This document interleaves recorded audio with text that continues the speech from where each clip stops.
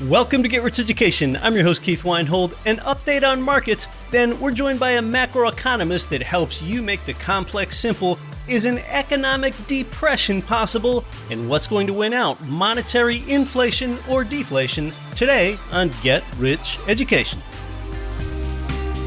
Fortunately for you, Congress has made it possible to get up to $200,000 out of your current 401k or TSP to invest in real estate or your own business, and that's even if you're still working. The thing is, you can get all this money tax-free. The EQRP is your secret weapon. With the CARES Act expiring soon, the EQRP company helps you unleash your retirement funds now. Learn more and text message QRP in all capital letters to 72,000. You're listening to the show that has created more financial freedom than nearly any show in the world. This is Get Rich Education.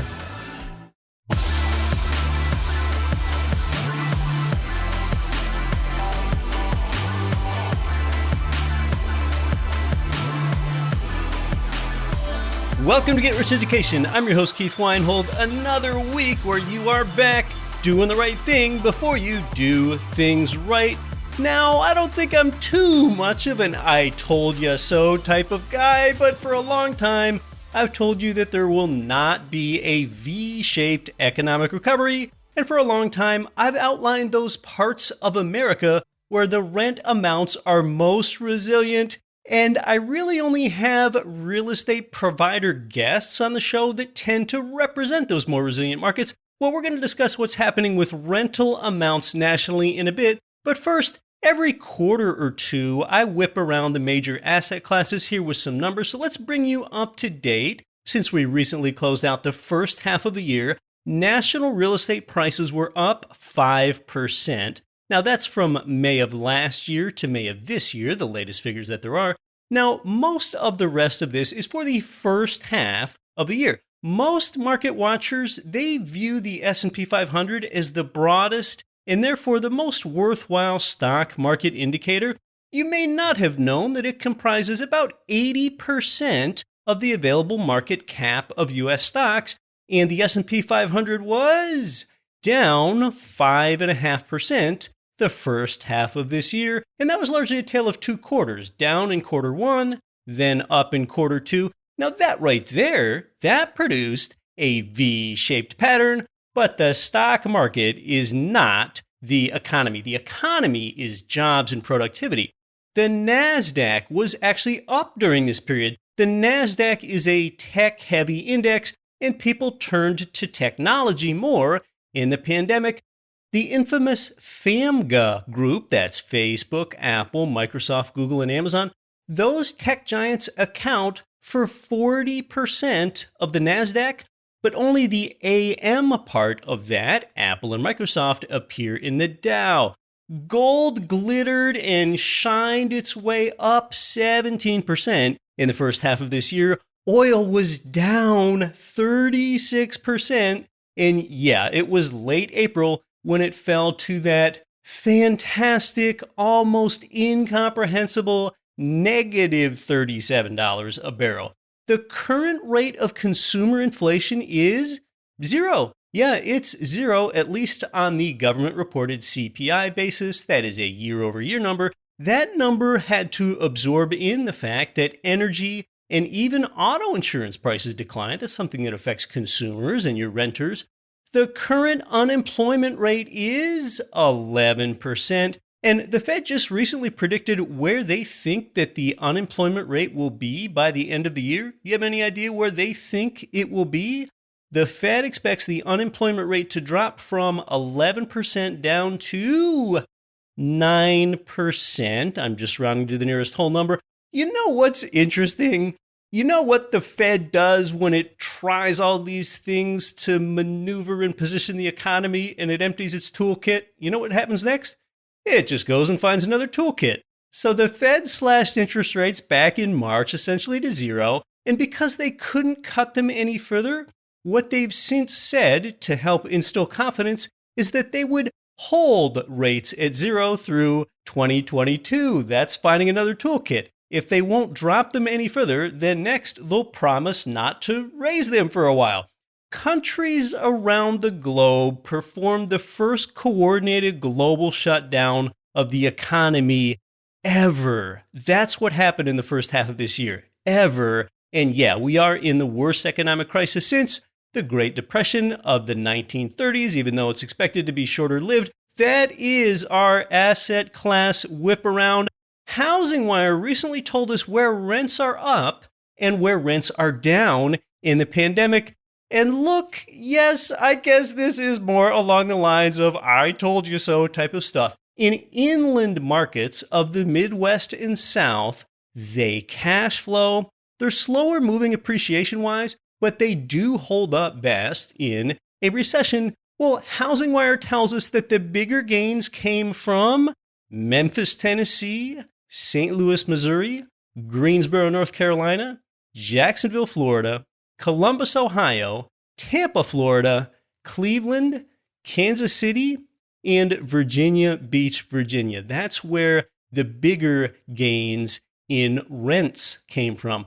Meanwhile, some generally popular markets recorded only these flat to modest gains in new lease pricing. Okay, so they're doing all right, but they're sort of in this next tier down. We're talking about Dallas and Fort Worth, Texas, Charlotte, Phoenix, Houston, Denver, and Las Vegas. And then the next tier down, new lease pricing fell 3 to 5% in a few key markets. So actually a mild rent drop in Atlanta, Washington, D.C., San Antonio, and Austin, Texas, Philadelphia, and Miami. However, executed rents dropped by double digits and gosh, these are exactly the type of places I've discussed avoiding from day one. So this bottom tier, yes, these are the places where I've been dishing out more warnings than Fauci. Yes, I've dished out more warnings than Dr. Anthony Fauci about investing in places like these big losers: Boston, New York, Los Angeles, and San Jose and Oakland, California. Rent for a one-bedroom apartment in San Francisco, in fact, plunged nearly 12% year over year in June. That's according to apartment rental platform Zumper. That's a record decline for the city, and that is the largest drop of any market in the country. So, big picture, what's happening in San Francisco is happening in a lot of the larger, especially coastal cities across the U.S. Now, there's always opportunity anywhere, but if you want resilience in cash flow, then stay in what I call the stable markets and not the volatile coastal markets. And Zumper is also recognizing what it calls the Brooklyn effect. That is, when people move from expensive cities to less expensive cities nearby. And that Brooklyn effect could probably use a name change at this point, because people have been moving out of Manhattan to lower priced Brooklyn for so long that now much of Brooklyn has become higher priced. But anyway, prices in two of those cheaper Brooklyn effect cities, Sacramento, California, and Providence, Rhode Island, they rose about 5% last month, while the majority of the most expensive markets trended down. But the effect is most pronounced in the tech hub of San Francisco, where companies are more likely to implement these not just work from home, but work from anywhere policies, and companies have shed jobs as the pandemic crushed their business. Sometimes you've got to go macro and get a big picture look to decide how to position your portfolio.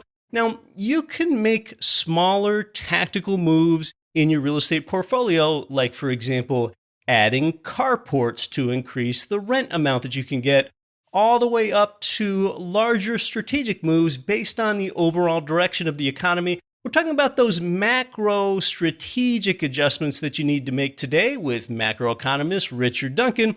Since I first had Richard on the show nearly 6 years ago now, macroeconomics is probably one area where I have done more learning myself. For example, 6 years ago, I had never even thought about the difference between consumer price inflation, which I just told you is now zero, versus asset price inflation, which is something that could still be taking place right now. I'll be sure to bring up that topic and more today.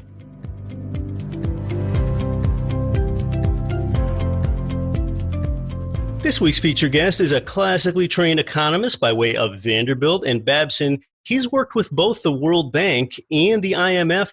But the great thing is, despite that lofty experience, he's not off in some inaccessible ivory tower or investment bank. He makes himself accessible to you. He's the author of 3 books on the global economic crises, including the international bestseller called The Dollar Crisis, and it forecasts the global economic calamity of 2008 with great accuracy.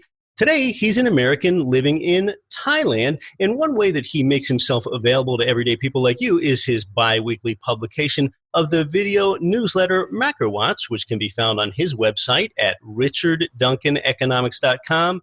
A little Get Rich Education history here. The first ever 6 episodes of Get Rich Education back in 2014 were all monologues by me.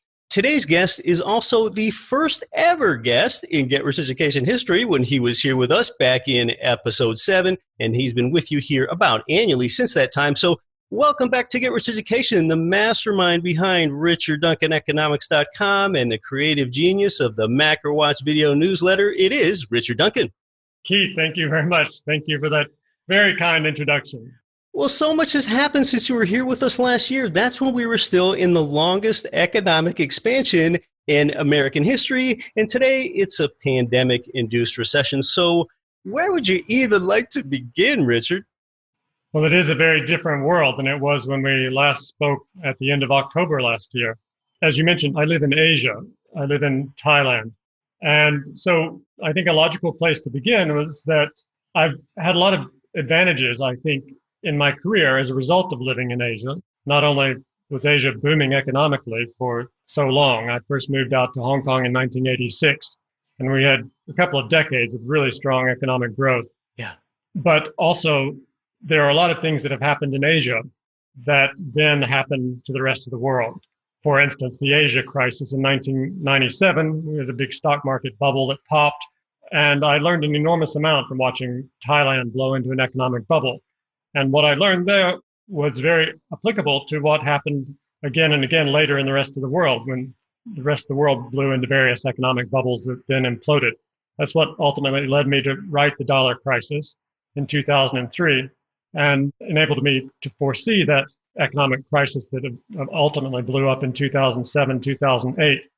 Another thing that I've witnessed in Asia that has benefited my experience in forecasting is that Asia went through SARS back in 2003. Right. And SARS was quite terrifying. I was living in Hong Kong at the time. And of course, in retrospect, it looks very mild in comparison with the coronavirus. The SARS taught Asia a number of important lessons about how to deal with pandemics. And then the coronavirus, of course, erupted here in China first, and then started spreading around Asia, and only then moved on to Italy and Iran and later to the US. Unfortunately, it looked pretty certain that coronavirus was going to hit the US hard before Americans were aware that that was going to happen. And so I started writing MacroWatch videos on the topic of the coronavirus. The first one was on March 1st, thoughts on the coronavirus. And the second one was March 15th. It was called Recession or Depression. Wow. And at that point, people weren't talking about this becoming an economic depression at that point. But this has been a long lead up to answering your question. What I'd like to begin by saying is what I have been saying since early March. Whether or not this turns into a protracted 1930s style Great Depression, or whether we recover relatively quickly, is all going to depend on whether or not the US government spends enough to keep the economy from collapsing, and whether or not the Fed creates enough money to make all of that government spending affordable. In other words, if the Fed finances the government debt, then interest rates won't go higher. Now, back in early March, it wasn't at all certain that the government was going to respond quickly enough to prevent utter disaster, but they actually did. Not long after that, the government passed a number of economic rescue bills, now amounting to nearly $3 trillion. And the Fed has created roughly $3 trillion this year so far. And that has enabled people to continue paying their rent for the most part, and their mortgages and their car loans and their credit card loans. And that has kept people, medium and small businesses, from failing by the hundreds of thousands. and it's prevented large corporations from failing, which means it's prevented the entire U.S. banking system from collapsing. Had the government not done what it has done through these rescue bills, then by this point, all of the U.S. banks would have failed without some sort of extraordinary other kind of government intervention to prop them up. Because when you have so many people unemployed, if they didn't have any income from the government, they would be defaulting on all their loans on such a large scale that the banking system couldn't have survived. So that's why things haven't totally collapsed entirely in the United States and around the world. And going forward, we're going to need more of the same. How much more is not yet certain, but probably a great deal more. Much of the rescue money is going to run out at the end of July. And so hopefully the government will come through with another very large rescue bill sometime in the next few weeks before that occurs.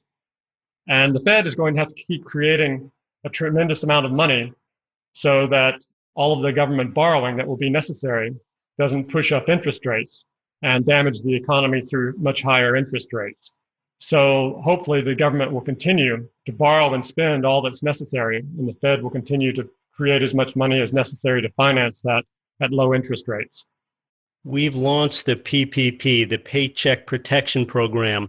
We've gone ahead and facilitated keeping the economy stable, oftentimes with unemployment compensation for workers that's even greater than what they were receiving when they were working. So we're paving over America with dollars, but we're not really producing anything of value with these dollars that we're using to pave over America. But we are upholding things. We continue to patch these holes in the raft as they appear and open up. Are we approaching it the right way with the Fed's tools? Now, of course, the Fed's tools can't make the coronavirus go away. That's a medical problem. But is this the most sound way to approach it? I mean, maybe we'll have a day of reckoning down the road, but in the same vein, bending is better than breaking. Absolutely. I don't see any other way that they could approach it better. I mean, there are many ways they could approach it worse. If they stuck to the orthodoxy preached by the Austrian economist school of thought, for instance, the Fed wouldn't do anything, and then we would now be in a Great Depression that would be everlasting. So that would certainly be the wrong way of going about things. But the right way is what they've been doing. In one respect, this is very much like what occurred during World War II. During World War II, the government had to spend enormous amounts of money to fight the war. Government debt increased 5 times between 1941 and 1945. And the Fed's holdings of government debt increased 11 times during those 4 years. Now, of course, it's different from World War II as well, in that World War II, there was full employment and full industrial capacity utilization. Everyone was working, and the economy was booming because the government was spending and investing so much. This time is just the opposite. In this respect, it's more like the Great Depression, where the unemployment numbers are very high and capacity utilization is very low. So as you said, the money that's being spent is, in a sense, just filling the hole to prevent the economy from completely imploding and disintegrating. But that's money well spent, because if we allow the economy to disintegrate, it's not going to put itself back together probably within our lifetime. Kicking the can down the road is better than dying. It means you're still alive. Absolutely. They should have kicked the can down the road in 1930. Hundreds of millions of people around the world wished that they had over the next decade and a half. Part of what made the Great Depression such an awful calamity and a hardship for so many people, it made it persist for 10 years, is the fact that the Fed did not step in and be proactive like they are now. Well, of course, they were operating under a different set of rules back then, to be fair to the Fed. The Fed was required to have gold to back all the money that it created. And it took a long time before that requirement was gradually eliminated. The requirement was reduced during World War II. It was reduced again in 1965. And the requirement that the Fed hold gold to back the money it created was not entirely removed altogether until 1968. And then even after that, it took one more step for Nixon to announce that the United States would no longer allow other countries to exchange their dollars into U.S. gold in 1971, which caused the breakdown of the Bretton Woods system. But now we're no longer facing those constraints. The Fed is free to create absolutely as much money as it chooses, as are all the other central banks around the world today, because they have chosen to create so much money, both after the economic crisis of 2008 and during this crisis. That's why these two crises have not resulted in the global economy collapsing into a protracted Great Depression. I mean, it's too early to say what will happen with the coronavirus crisis, but we know that after the crisis of 2008, the Fed increased the amount of money that it created. In 2007, during the first 93 years of the Fed's existence, the Fed had only created $900 billion in total. By the end of 2014, it had created $4.5 trillion. So during those 7 years, the amount of money the Fed created increased by 5 times. Gosh. And of course, the government debt soared by more than roughly $10 trillion during that period, 7 years. And that's why we didn't collapse into a Great Depression that time. And if we do the same thing this time, even though the economy is in severe crisis at the moment, the forecasters are saying that in the second quarter, the U.S. economy on a year-on-year basis, if you take the contraction in the second quarter and annualize it, is expected to be down between 35% and 45% year on year. So it'd be a catastrophic second quarter, and it's going to be a bad year. The Fed is projecting that for the full year, the economy will contract by about 6%. So it's going to be rough, but if the government spends enough and the Fed creates enough money and finances it, then we're going to come out the other side of this crisis looking pretty much similar to the way our economy looked when we went in. Whereas if we were to adopt austerity, our civilization would probably collapse. The Fed does have tools to work with that they didn't in the Great Depression, just like you're talking about. Effectively, it is easier just to print dollars to an almost infinite scale since they don't need to be backed by gold. And like you mentioned, it was President Nixon that famously came on television that Sunday night, August 15th, 1971, and pretty much put the exclamation point on removing the dollar's tie to gold. This is something that happened well before I was born, but yet a lot of people still seem to think that the economy works that way and that you can't just print money out of thin air, but you effectively can. Jerome Powell recently came out and said so much in an international interview that they conjured dollars out of thin air. Well, just for an example, in 1 week in March this year, the Fed created $586 billion in 1 week. Up until 2007, the Fed had only created $900 billion in total during the preceding 93 years. So 900 in total compared with the creation of 586 billion in just 1 week. So yes, the Fed can create limitless amounts of money. Of course, the question is, will this lead to high rates of inflation? That's the only thing holding the central banks in check in terms of how much money they can create. That's right. That's just a staggering amount of money creation, even on an inflation-adjusted basis. I don't think I've heard the word trillion thrown around so much in 1 year as I have just this past year. We're going to come back and talk more about, will this dollar creation create inflation and how you should position yourself? You're listening to Get Rich Education. Our guest is Richard Duncan. More when we come back. I'm your host, Keith Weinhold. Property investors can get killed with maintenance costs. That's less likely when you buy brand new construction. Let me tell you about JWB Real Estate Capital in bustling Jacksonville, Florida. They pioneered the build-to-rent model where you can invest in new construction, turnkey rental property.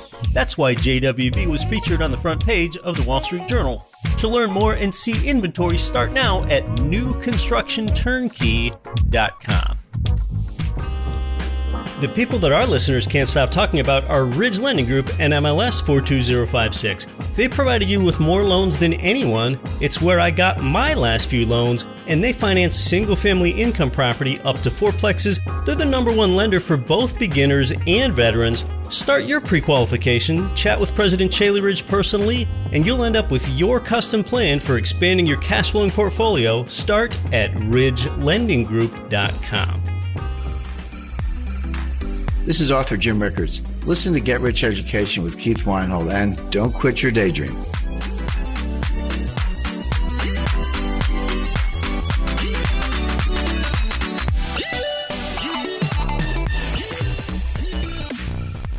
Welcome back to Get Rich Education. We're talking with Richard Duncan. Check him out at richardduncaneconomics.com. That's where you'll find his popular and valuable and insightful video newsletter called Macro Watch. Richard, so all this money printing, or more accurately, currency printing, some think that that creates inflation every time more dollars are printed. They think it must create inflation, but not so fast, not necessarily. Just because there are more dollars that have been printed, even if they're chasing the same amount of goods and services, it doesn't necessarily mean that inflation has to occur, at least right away. So tell us more about the prospects for high inflation with all this currency printing that's taken place to help pull us out of this pandemic-induced recession or depression.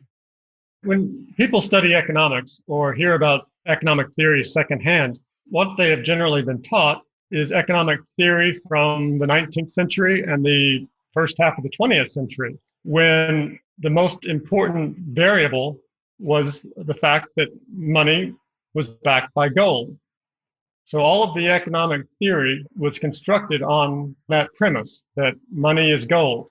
And that created a superstructure of economic theory, economic orthodoxy, from which everything else in economics was derived.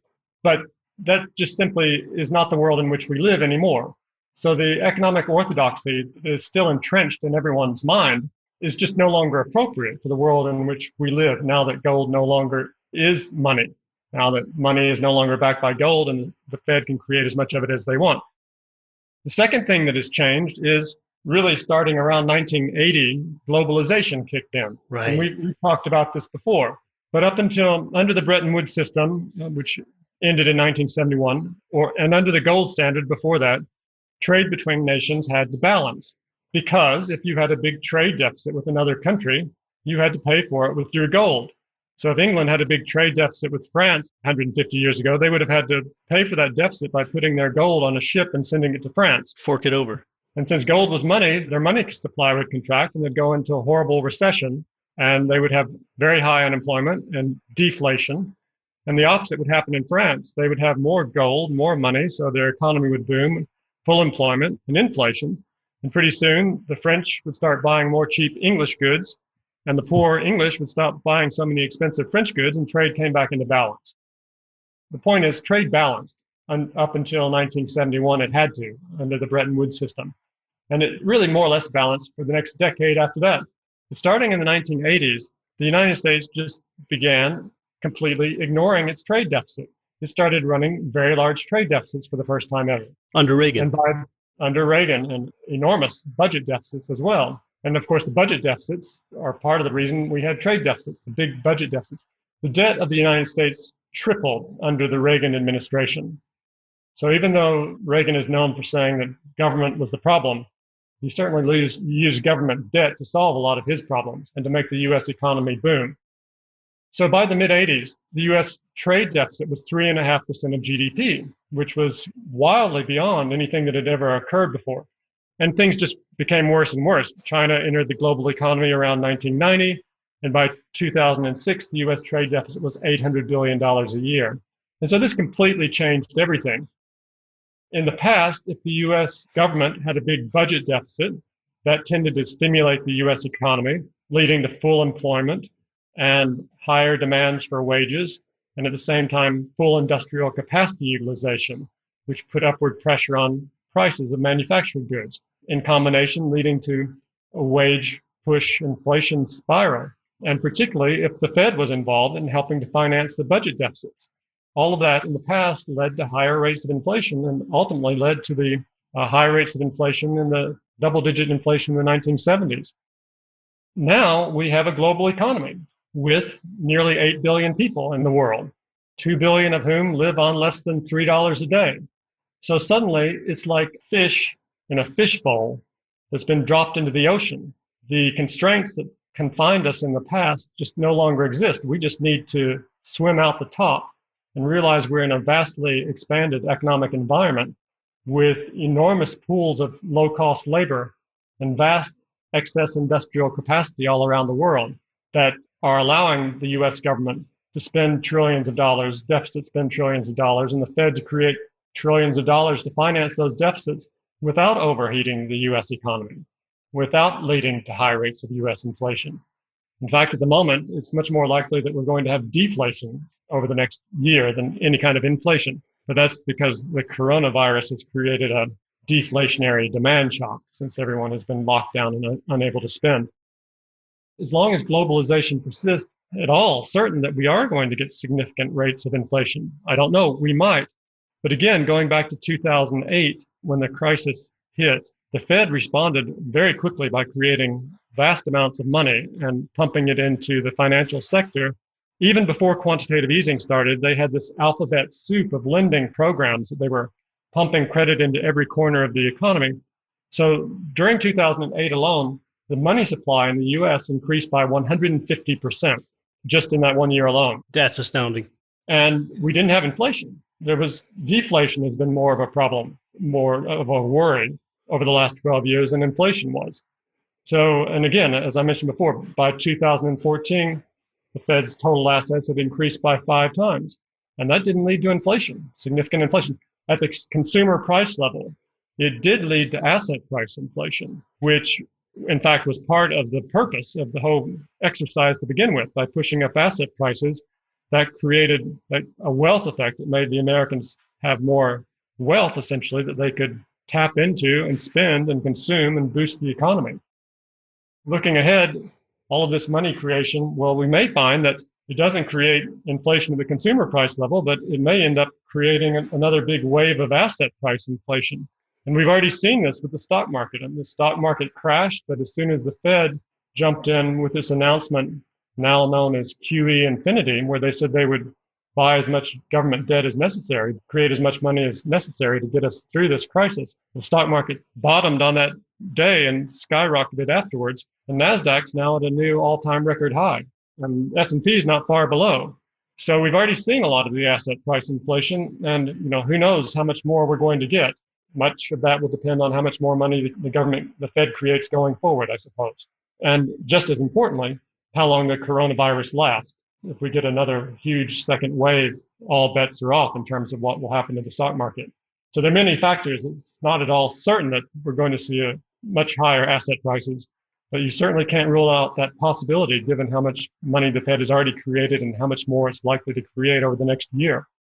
Like you mentioned, in a recession, we often have deflation first, and that's because spending has been stifled. It feels like almost no one is spending. So yeah, it does seem to me that inflation would not be a big concern then as long as we're in a recession because we're in a relatively low demand environment. And it's just hard to generate much inflation when demand is low. I mean, the most chronic example of that was a few months ago when the oil price went negative for a little while and the oil price is still suppressed. It's still pretty low. Maybe we'll have inflation in later years, but it doesn't seem very likely in this low demand environment. Now, even during the economic expansion that we had, the longest in history, more than 10 years, the Fed had a hard time hitting its 2% inflation target. It was hitting about 1.5% or so. Low employment like we have now is something that's deflationary, of course. You don't have to pay a worker, for example, more money in order to entice them away from their current job and come work for you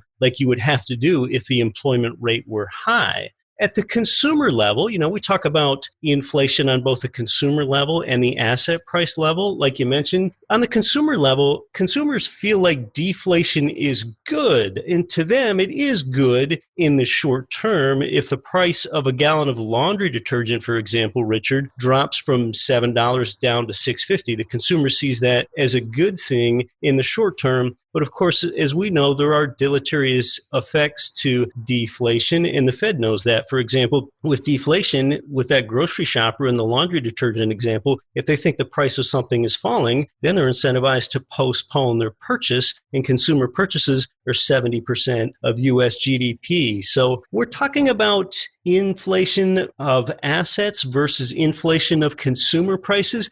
I've got a question for you, Richard. We talk about consumer price inflation or deflation. We're talking about things like buying laundry detergent or buying beef jerky versus asset inflation. And with asset inflation, we're talking about things like real estate and stocks and gold. This is my question to you. Is it possible that consumer price deflation, like we're talking about with the laundry detergent, can cause asset inflation? Because deflation means consumers have leftover dollars to go invest in things like real estate and stocks and gold, and therefore pumping those asset prices up higher. So that's my question. Is it possible that consumer price deflation can actually cause asset inflation?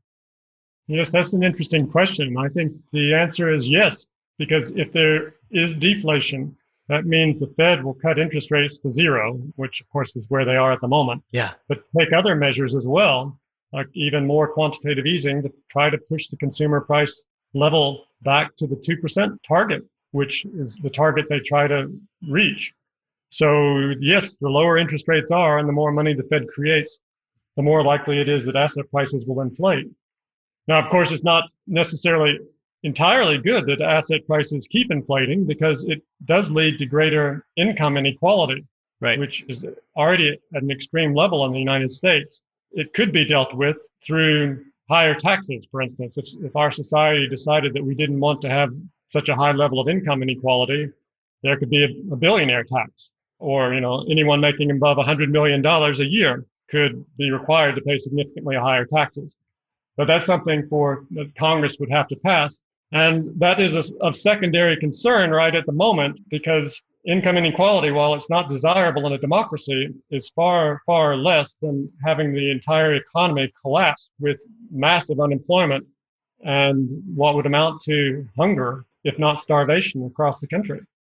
So when we think about income inequality, we're basically talking about a separation between the haves and the have-nots. If asset prices do continue to become inflated, we want to think about how we can then at least be on the right side of that and be in the class of the haves rather than the have-nots. When we talk about inflation in real estate investing, in general, real estate investors want inflation. As a real estate investor, I think of inflation as the rate at which your mortgage debt's principal balance is being debased while it simultaneously pumps up your asset value. It can also help pump up your cash flow as well. But yeah, it's just such an interesting tug of war, Richard. I mean, just because I want inflation doesn't mean it's going to happen. And I think about this entire deflation versus inflation dynamic as a tug of war. Pulling on the left side of the rope are the deflationary forces of technology and globalization, and then pulling on the right side of the rope is the inflationary force of all this currency printing that we're talking about. But do we see on the left side of the rope where globalization is tugging us down toward deflation? Do we see that weakening as globalization might lead to more nationalization, leading us away from globalization due to the pandemic? Yes, that is a real threat. Globalization now is going to go into reverse to a certain extent. We just don't know how much. In fact, it had already begun to go into reverse before the coronavirus crisis began. With the tariffs and the trade war. That's right. President Trump had imposed significant tariffs on China, and even disregarding the coronavirus, it looked like things were going to continue to deteriorate in the relations between the U.S. and China. And now with the coronavirus, Americans realize that we need to bring many of the factories back on shore to ensure that we can produce the materials that we need when we need them. In this case, face masks and ventilators. But in the next case, heaven forbid, if there were actually a real war, would the United States be able to produce the things that it needs to fight the war? So I hope our government will take a very close look at that, and surely they will, and that society will accept that. But on the other hand, it's unlikely that globalization is going to be reversed entirely. Even if there is a trade war with China that gets worse, the world's much bigger than just China. There's still many countries around the world with very low cost labor, more than enough to supply the manufactured goods that are currently being made for the United States in China. This is the big question. To what extent will globalization survive? If the answer is it survives entirely intact, then there probably won't be any inflation at the consumer price level. On the other extreme, if it breaks down altogether, then it's almost entirely certain that there will be high rates of inflation again, as there was back in the 1970s. So where along that spectrum between no breakdown to total collapse of globalization, where we end up on that spectrum is going to be the most important factor in determining whether we actually get consumer price inflation in the United States or not. And my bet is that we're going to, maybe globalization will reverse by 10%, but probably not by 30%. So I think the deflationary pressures from globalization are likely to persist unless we see some new and unexpected developments, which of course we frequently do.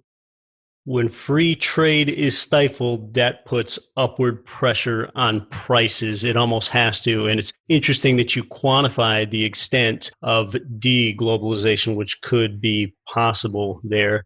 Interest rates and inflation are positively correlated. When inflation's high, interest rates are generally high. When inflation's low, interest rates are generally low. Tell us why that's true. That's true, because if the inflation rate is 10%, no one is going to lend you money for 5% because they would effectively be losing 5% a year on the money that they lent to you. That's the reason. You gave us that explanation previously on another episode, but you have such a great, concise explanation for why that is true. So from a real estate perspective, when inflation is high, that's generally good for an investor, but mortgage rates are also high, which is generally bad for a real estate investor. And then when inflation is low, that is not good for a real estate investor, but correlating to that, the low interest rates are good for a real estate investor. But of course, in the United States, with these 30-year fixed interest rate loans like you can get almost nowhere else in the world, we can play both sides of this, because when interest rates go up high again, we can just stay locked at our low long-term fixed interest rate debt. And then when interest rates are high and we're paying that low rate, that correlates with high inflation, which inflates our asset prices and debases our debt. So when we're savvy and we educate ourselves about this, and we can help forecast when inflation might come along, we can really be the beneficiary when we understand that interplay. Richard, with your newsletter, tell us about the extent to which you might be able to help a user forecast the coming inflation. My newsletter is called Macro Watch. It is a video newsletter.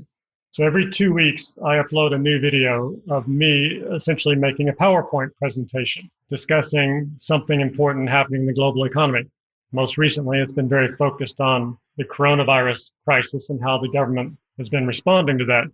But in normal times, it addresses a wide variety of issues. And it explains these issues very clearly. I use a lot of charts, explain them very simply. When someone subscribes to Macro Watch, they will receive one new video every couple of weeks, but they will also have immediate access to all of the Macro Watch archives, in which there are currently well more than 50 hours of Macro Watch videos, covering a wide variety of different macroeconomic topics and how they affect asset prices, stocks, currencies, commodities, property, bonds, and all the other asset classes that investors are interested in. And also, subscribers have access in those archives to 4 courses. There's one course called How the Economy Really Works, one course called Capitalism in Crisis, another course explaining monetary policy, which is the most powerful government tool now for managing the economy, and another course on China's economic crisis. So I hope your listeners will go to my website, richardduncaneconomics.com, and take a look. And if they would like to subscribe, they should hit the subscribe button. And when prompted, put in the discount coupon code GRE, like Get Rich Education, and they can subscribe at a 50% discount. And at the very least, they can check out the other resources on my website and sign up for my free blog. That is a generous thing to do for our listeners, Richard. We're talking about getting information from a classically trained economist that's had experience working with both the World Bank and the IMF, something that you might think costs thousands of dollars a year to get access to. And he really brings it down to the everyday level, but the cost of it isn't nearly that much. And then at richardduncaneconomics.com, when you hit the subscribe button, if you're interested, enter the discount code GRE and you will get half off that price yet. Thanks so much for doing that, Richard. It's been great having you here back on the show. Thanks, Keith. It's always nice talking with you.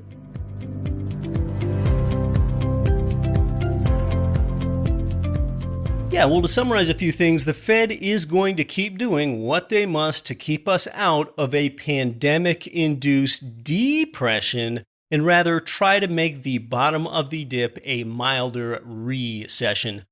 Currency creation looks reckless, yes, but it would probably be more reckless if society didn't even have access to clean water because everyone is homeless. I do think of inflation versus deflation as this metaphoric tug of war, like I brought up inside the interview, where the left side of the rope, which is deflationary, has these tugs of technology and globalization, and the right side of the rope, which is inflationary, has currency creation. Will we get high rates of inflation in a few years from all the currency creation? I don't know. No one knows. So what's the bottom line? It's, as a real estate investor, if you don't get consumer price inflation, well, you might get the asset price inflation that you want. Even if you get neither, you are invested in something with up to 5 profit centers, real estate, which, as any Get Rich Education listener can tell you, are appreciation, cash flow, tenant-paid loan amortization, tax benefits, and inflation profiting. Now, you think about how much you learn when you listen to Richard Duncan. Well, imagine what you can learn when you both listen and watch Richard. That's what he offers with MacroWatch, which you can find at richardduncaneconomics.com. If it interests you, you can hit subscribe over there and then enter the discount code GRE for a 50% discount. Thanks to Richard Duncan for helping us go macro today. You've been listening to Get Rich Education, episode 301. I'm your host, Keith Weinhold. Don't quit your daydream. Nothing on this show should be considered specific, personal, or professional advice. Please consult an appropriate tax, legal, real estate, financial, or business professional for individualized advice. Opinions of guests are their own. Information is not guaranteed. All investment strategies have the potential for profit or loss. The host is operating on behalf of Get Rich Education, LLC exclusively.